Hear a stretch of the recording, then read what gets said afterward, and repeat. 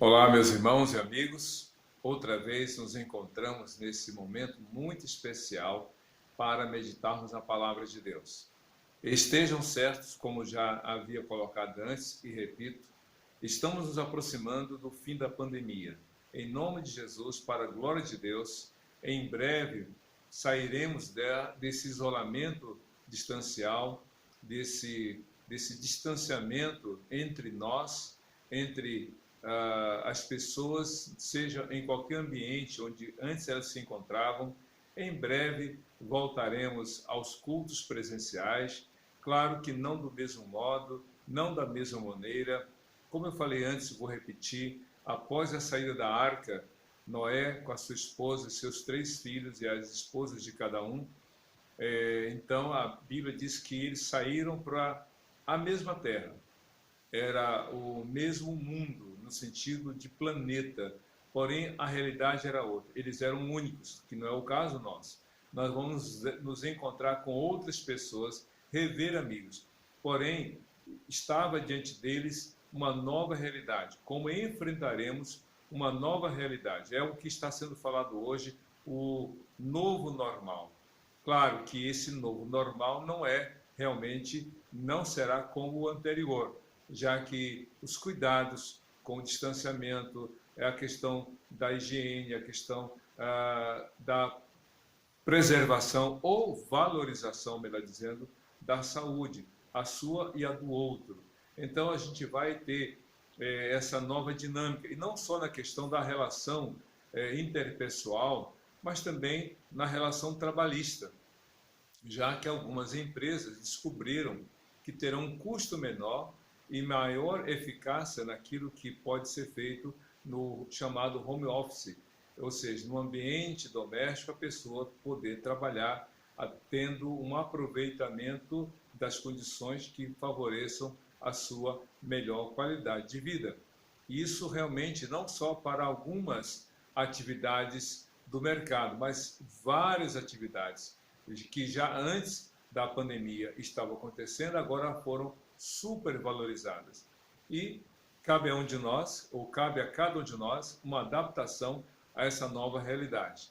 E, ao mesmo tempo, nós somos fortalecidos, somos direcionados e conduzidos pela palavra do Senhor. Nós agora entramos no Salmo número 80 e temos algo a aprender nesse Salmo. A gente viu algumas peculiaridades do Salmo 79, que retratava o Salmo, a experiência dos que ficaram durante a invasão do povo da Babilônia, devastando a cidade, destruindo o templo, e o sofrimento daqueles que ali permaneceram, diferentemente daqueles que foram levados como cativos para a Babilônia, ou que foram vitimados pela morte, pela peste, pelos animais, enquanto tentavam fugir pela espada também. Agora o Salmo 80. O que temos a aprender com esta palavra, com esse texto? Que mensagem Deus tem para nós? A família de Asaf, que tem sido, nesses últimos salmos que já meditamos, a autora, né, a família Asaf escreveu esses salmos. Ela então é também responsável pelo conteúdo desse Salmo número 80. E o que temos a aprender aqui nesta passagem?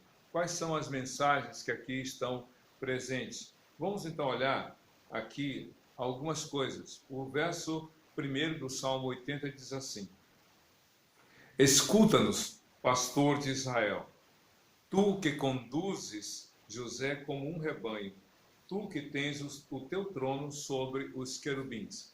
José é interessante. José aqui é a referência a uma das 12 tribos, que essa tribo de José, que estava no Egito, José foi para o Egito com 17 anos, e aos 30 anos, 13 anos depois, já era o segundo maior no Egito. E ali ele se casou e teve 2 filhos, Manassés e Efraim. E quando Jacó, seu pai, foi até o Egito, a pedido do próprio José, a Bíblia fala que Jacó tomou para si os 2 filhos de José e disse: eles são meus. Então, numa nova contagem na verdade, uma nova identificação das tribos de Israel. A tribo de José e a tribo de Levi deixaram de ser contadas. Eram 12, saíram 2, ficaram 10.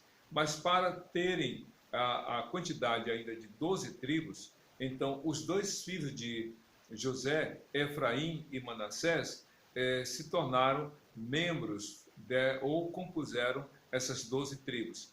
Claro que Efraim se tornou a referência ao Império do Norte, enquanto que Benjamim se tornou a tribo aliada a Judá. As 10 tribos foram dizimadas pelos sírios, enquanto que as duas tribos, Judá e Benjamim, aglutinaram-se em uma só e digamos, foram preservadas após o cativeiro. Mas por que aqui fala de José? Porque ele está falando desse movimento que Deus fez de libertar o seu povo, o povo hebreu, da vida de escravidão no Egito para a terra prometida. Daí o início desse salmo se referindo a José em função dessas questões. E aí diz o texto: escuta-nos, pastor de Israel, tu que conduzes José como rebanho, tu que tens o teu trono sobre os querubins. Então o escritor, a família de Asaf, coloca ou reconhece Deus como aquele que cuidou do seu povo no passado, se referindo a José, que cuida do seu povo de Israel, fazendo uma referência ao pai de José, mas aquele que deu nome ao povo de Israel, ao povo de Deus, e aquele que, falando de Deus, que está realmente sobre os querubins, ou entre os querubins, sobre esse grupo de anjos. Então, Deus é aquele que é soberano nos céus e na terra, que reina de forma extraordinária. Mas o que este salmo fala mais? Aqui é interessante, no verso 1, somado com o verso seguinte, que diz assim, vou ler o verso 1 e o 2 para entenderem. Escuta-nos, pastor de Israel, tu que conduzes José como um rebanho, tu que tens o teu trono sobre os querubins, manifesta o teu esplendor diante de Efraim, Manassés e Benjamim, ou melhor, diante de Efraim, Benjamim e Manassés. Desperta o teu poder e vem salvar-nos. Lembra que eu falei sobre as duas tribos, Efraim e Manassés? Aqui está se referindo também a essas tribos como uma composição do povo de Deus. Mas o que o salmista pede? Manifesta o teu esplendor, desperta o teu poder e salva-nos. E vem salvar-nos. Estão suplicando, estão pedindo a ação de Deus, a intervenção de Deus, o livramento de Deus. Estão dependendo de Deus. Essa nação que foi escolhida por Deus, que foi separada por Deus, agora numa situação tão difícil, essa nação, através do seu povo, suplica realmente o cuidado, a ação de Deus, o livramento, a salvação do Senhor. Deus deu vida a você. Quando nós meditarmos no Salmo 139, você vai ver o detalhamento dessa ação de Deus em dar vida a você, a mim, a todos nós. E uma vez que Deus nos deu vida, então Ele jamais vai abandonar aqueles que Ele criou. O salmista está dizendo o seguinte: o Senhor nos deu vida, o Senhor nos separou, o Senhor nos tornou seu povo, cuida de nós, salva-nos. E aí continua no verso 3 do Salmo 80. Restaura-nos, ó Deus, faze resplandecer sobre nós o seu rosto, para que sejamos salvos. Aqui uma redundância, uma súplica, e ele coloca, faze resplandecer sobre nós o teu rosto. Lembra da bênção araônica? Que o Senhor te abençoe e te guarde, que o Senhor faça resplandecer o seu rosto sobre ti e tenha misericórdia de ti. Senhor, olha para nós. Senhor, ajuda-nos. É interessante essa questão do olha para nós. Quando Pedro e João estavam entrando no templo, ou indo para o templo, para o culto das 3 horas da tarde, vamos imaginar assim, na subida, diante da porta formosa, havia um homem idoso, aleijado. E esse homem era um pedinte, que ficava ali, mendigando, pedindo esmolas. Quando Pedro e João estavam subindo, Aquele homem paralítico olhou para Pedro e João, esperando receber dos dois alguma esmola, já que assim os outros faziam. E aí Pedro olha bem para ele e diz assim: olha para nós. E disse: não tenho prata e nem ouro, mas o que tenho eu te dou. Em nome de Jesus te levanta. É interessante, Pedro e João falaram para o paralítico: olha para nós. Ou seja, olha para nós porque temos a resposta para você. Olha para nós porque temos a solução do seu problema. Olha para nós porque temos a cura no nome de Jesus. Agora, só que no Salmo 90 é o inverso. É o salmista, a coletividade, a família de Asaf, dizendo: Senhor, olha para nós, veja a nossa situação e age em nosso favor. É uma súplica. E às vezes Deus faz isso. Às vezes Deus espera que nós tenhamos a iniciativa de olhar e humildemente suplicar. E muitas vezes, por graça e misericórdia, Ele que toma a iniciativa de dizer: olha para nós. A questão toda é que haja esse encontro entre você e Deus diante do problema que você está enfrentando. No verso 4 em diante diz assim: ó Senhor, Deus dos exércitos, até quando arderá a tua ira contra as orações do teu povo? Tu os alimentaste com pão de lágrimas e o fizeste beber copos de lágrimas. Que coisa! Vejam só, a pergunta que são aqui é uma pergunta bem extensa. Ó Senhor, Deus dos exércitos, até quando arderá a tua ira contra as orações do teu povo? Como é que Deus poderia se irar diante da oração do povo? Porque orar, meu querido, minha querida, orar é suplicar a Deus. Orar é um ato de humildade para aquele que suplica a Deus. Mas Deus está atento. Não só a oração em si, mas aquele que ora e como ora. É isso que a Bíblia está dizendo. Às vezes a pessoa ora da boca para fora. Ora, mas não com sinceridade. Ora, mas a sua vida é totalmente atravessada por outras questões que não diz respeito à vida de temor ao Senhor. Então, não é a questão de só orar, mas é quem está orando, de que modo está orando. Essa oração retrata a verdade? Essa oração é sincera? Essa oração é de um coração quebrantado? O pastor Billy Graham, e eu não vou contar nenhuma inconfidência, o pastor Billy Graham, no livro que conta a sua história de ministério, como ele se converteu e como iniciou seu ministério, ele conta a história de um homem que estava num momento muito crítico e ligou para ele dizendo: pastor, ora por mim. E o pastor Billy Graham, com muita sabedoria, disse: você está ligando para mim por quê? Ah, porque eu estou muito mal, estou assim, assim, assim. Aí o pastor disse: olha, você não está sendo sincero em sua oração. Você quer que eu ore para que Deus o livre dos seus problemas, mas você não está arrependido. No dia que de fato você se arrepender, você liga para mim que eu vou orar. E o pastor deu tchau. Aquele rapaz ficou revoltado, disse para a esposa dele: como pode esse pregador não me atender, não orar por mim, eu estou aqui me humilhando? Mas depois aquele homem entendeu que o pastor tinha razão. Por quê? Aquele homem era um filho de pastor afastado, que vivia uma vida desregrada, tinha um programa de ar financiado por uma marca de cerveja. O homem não queria nada com Deus, mas diante do sufoco, da crise, pediu ajuda. Porém o pastor disse: no dia que você for sincero na sua súplica, eu vou orar por você. Tempos depois, às 2 da manhã mais ou menos, esse homem ligou ao pastor e disse: pastor, ora por mim. Disse: por quê? Porque agora estou sendo sincero. Eu quero realmente mudar de vida, eu quero Jesus no meu coração. E o pastor orou com ele ao telefone, o rapaz se converteu e no culto seguinte do pastor Brigant, ele foi à frente entregando, confirmando a sua entrega de vida a Jesus. Então Deus sabe quando a pessoa está sendo sincera em sua oração ou não. Aqui os hebreus disseram: Senhor, o Senhor está irado? Até quando vai se manter irado contra as nossas orações? E aqui no verso 5 fala de uma coisa muito interessante. Tu o alimentaste com pão de lágrimas e o fizeste beber copos de lágrimas. Pão e água. Pão é o alimento básico da vida e água é aquilo que dá a condição mínima de subsistência.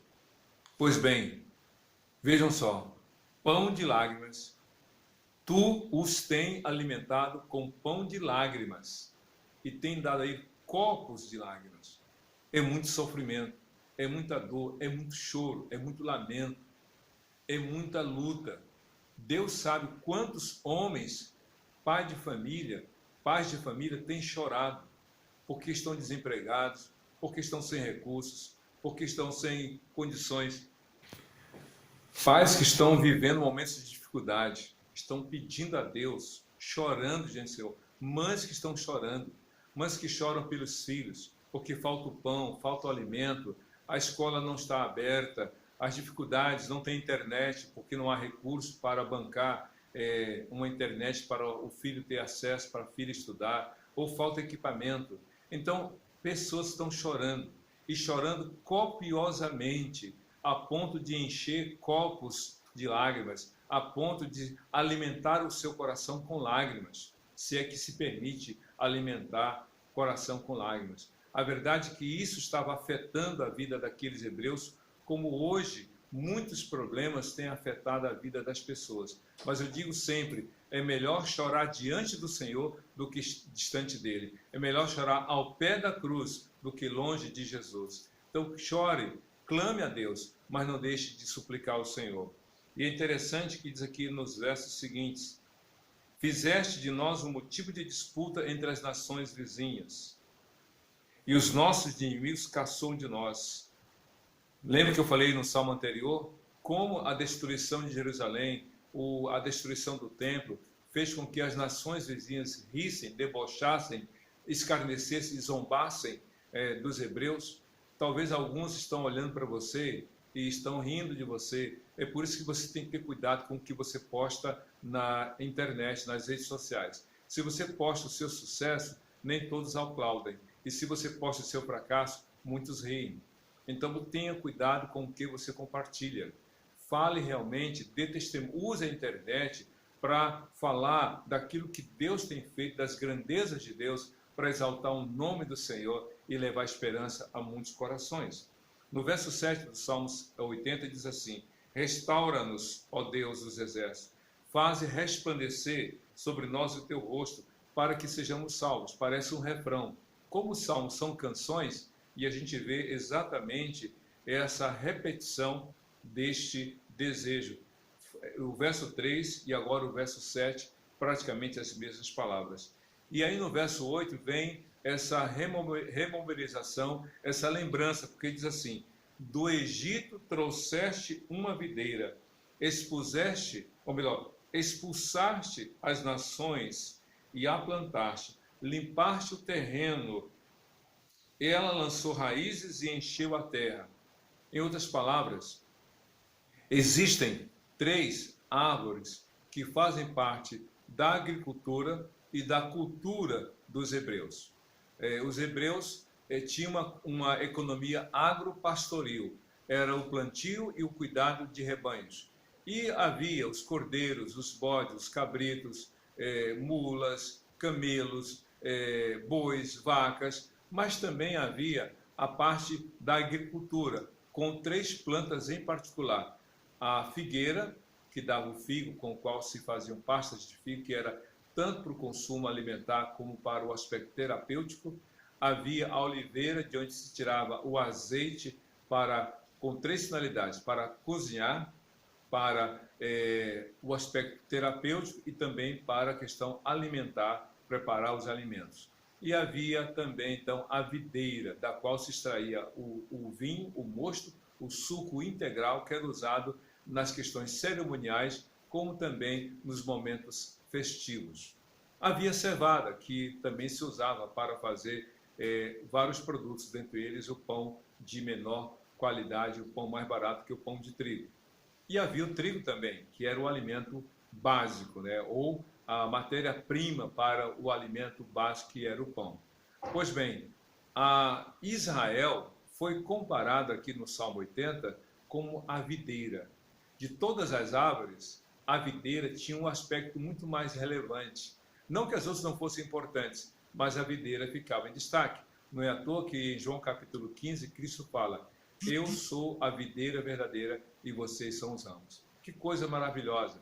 Deus olhar para você e para mim e nos ver como partes, né, como propriedades dele através de Jesus Cristo. nenhuma vida, ninguém faz parte do reino de Deus sem Jesus. E Israel era então tratada como a videira. E o escritor do Salmo 80, a família de Asaf, conta esse aspecto histórico de que, como a videira que Deus tirou do Egito e plantou em Israel ou em Canaã, expulsando as nações. E essa, segundo o texto, né, esta planta cresceu, floresceu, ficou grandiosíssima, criou sombra. E aí, veja só, no verso 6, seus ramos se estenderam, ou no verso 11 do Salmo 80, seus ramos se estenderam até o mar e os seus brotos até o rio. Aí vem então o lamento. Por que derrubaste as suas cercas, permitindo que todos os que passam apanhem as suas uvas? Ou seja, falando aqui da invasão das nações vizinhas e das nações de longe, como a Babilônia, que tiraram a cerca, e a cerca, naquela época, quando alguém plantava uma vinha, que era um grande pomar das videiras, então colocava-se uma cerca para impedir a ação de predadores, tanto homens como os animais, como também uma torre para vigiar, para proteger. E Deus, então, tirou toda essa proteção, por quê? O povo havia se afastado de Deus. E aí continua, javalis da floresta a devastam e as criaturas do campo dela se alimentam. E aí vem então no verso 14 o clamor. Volta-te para nós, ó Deus dos exércitos, dos altos céus, olha e vê, toma conta dessa videira, cuida de nós. Você tem pedido isso a Deus? Cuida da minha vida, Senhor, cuida da minha família. Eu creio que a lição que a gente aprende aqui nessa parte é que Deus só pode cuidar quem está nas mãos dele. Deus só pode proteger quem faz a vontade dele, quem confia nele. Então, se o seu sofrimento, e veja só, isso você faz diante de Deus. O sofrimento é comum a todo mundo. Todo mundo sofre. No mundo tereis aflições, palavras de Jesus em João 16, 33. A questão toda é, qual é a causa do sofrimento? Por que nós sofremos? Todo mundo sofre. Jó, um homem íntegro, justo, sofreu. A questão toda é a causa do sofrimento. Saul e Davi foram reis. Ambos sofreram. A diferença é a causa. Saul sofreu porque desobedeceu. Davi, na maioria das vezes, sofreu porque obedeceu. Quando Saul desobedeceu, ele não se arrependeu. Davi, quando sofreu, ele recorreu ao Senhor, por graça e misericórdia do Senhor foi assistido. Então, a questão toda não é só o sofrimento, mas a causa. E como você reage diante do sofrimento? Os hebreus sofreram, mas eles se voltam para Deus e pedem a Deus uma ação, uma intervenção. E eles continuam aqui no verso 17 do Salmo 80. Repouse a tua mão sobre aquele que puseste a tua mão direita, o filho do homem que para ti fizeste crescer. Então não nos desviaremos de ti, vivifica-nos e invocaremos o teu nome. Senhor, haja, Senhor, atua em nossa vida, eles clamam. E o verso 19, com o qual o escritor termina, diz assim: restaura-nos, ó Senhor, Deus dos exércitos, faze resplandecer sobre nós o teu rosto, para que sejamos salvos. Então este salmo é um salmo que não apenas faz um breve histórico sobre a vida de Israel desde o seu início, a partir da retirada do povo hebreu do Egito, mas fala também da ação de Deus plantar aquela nação na terra de Canaã, de Deus trabalhar as suas raízes, de Deus dar força, de Deus fazer com que a copa da árvore, da videira viesse a se expandir, que ela desse frutos. Eles fazem essa retrospectiva. E muitas vezes a gente só faz uma retrospectiva da vida diante de momentos críticos como esse que a gente está vivendo. Diante da pandemia, do isolamento, do distanciamento, das coisas que nos faltam, é hora, nesse momento, de a gente parar e fazer esse inventário da vida. como os escritores do Salmo 80 fizeram. Desde o início da história, você precisa parar e lembrar um pouco da sua história de vida. Antes, eu tinha um ditado que era o seguinte, um slogan na minha mente: toda grande árvore tem raiz profunda. Ou seja, quer conhecer a história, ou melhor, quer conhecer o comportamento, quer entender o comportamento de uma pessoa, quer entender o que está acontecendo com a vida dela, faça um levantamento da história de vida dela. E aí você vai entender, toda grande árvore tem raiz profunda. Esse é um ditado chinês. Depois que eu comecei a estudar psicologia, eu entendo o seguinte: toda árvore tem raiz. Ou seja, toda árvore tem, cada pessoa tem a sua história. Não precisa ser uma grande árvore, basta ser uma árvore.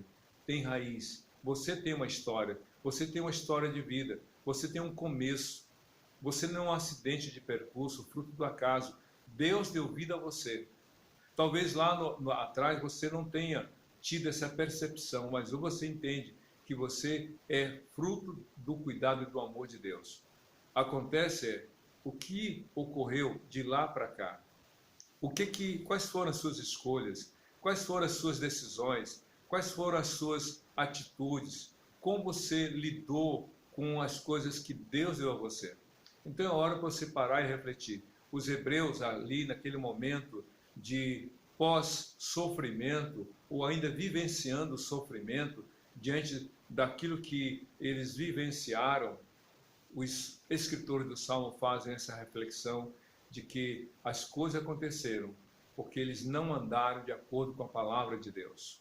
Eles entenderam que o sofrimento era decorrente da falta de obediência e temor ao Senhor, mas eles não correm de Deus, eles não se distanciam de Deus, eles correm para Deus e suplicam de Deus realmente a ação, porque se arrependeram e suplicam de Deus o milagre.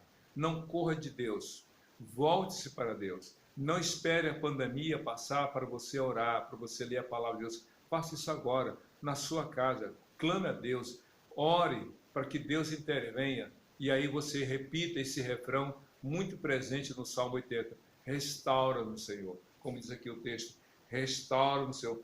Faze resplandecer sobre nós o teu rosto para que sejamos salvos. Deus quer agir.